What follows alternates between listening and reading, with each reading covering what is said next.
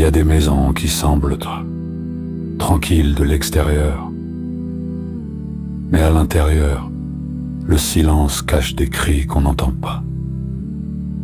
C'est l'histoire de Léa, une adolescente de 13 ans, une enfant sage, timide, qui aimait dessiner.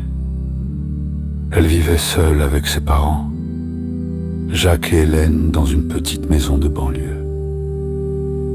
Le père travailleur calme, toujours souriant, la mère discrète, fatiguée par la vie. Tout semblait normal, jusqu'à ce que les regards changent.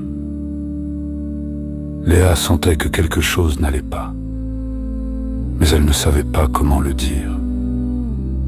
Un soir, pendant que sa mère dormait, elle a entendu les pas de son père dans le couloir, des pas qu'elle connaissait trop bien.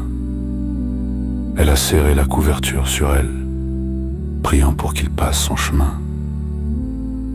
Mais la porte s'est ouverte, et ce soir-là, son enfance s'est arrêtée. Le lendemain, elle n'a rien dit, ni le jour d'après. Parce que quand la peur vit avec toi, elle te coupe la voix. Et la honte devient ton secret. Les semaines passaient. Hélène, la mère, voyait bien que quelque chose avait changé.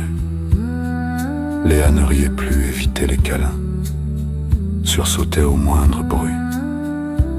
Une nuit, elle a voulu en parler.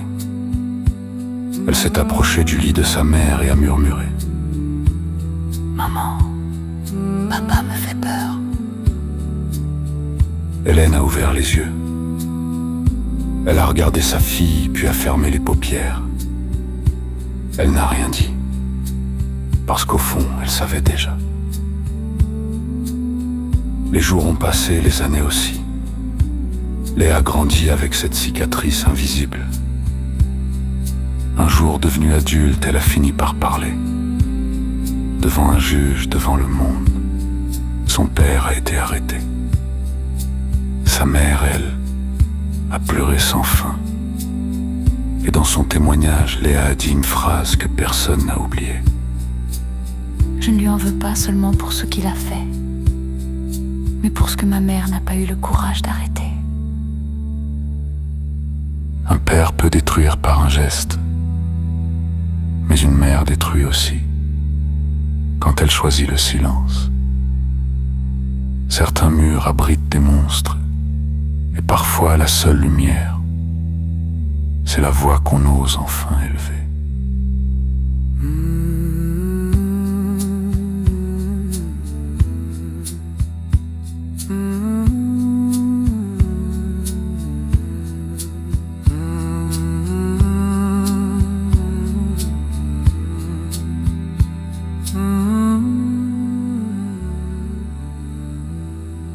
Merci d'avoir été avec nous.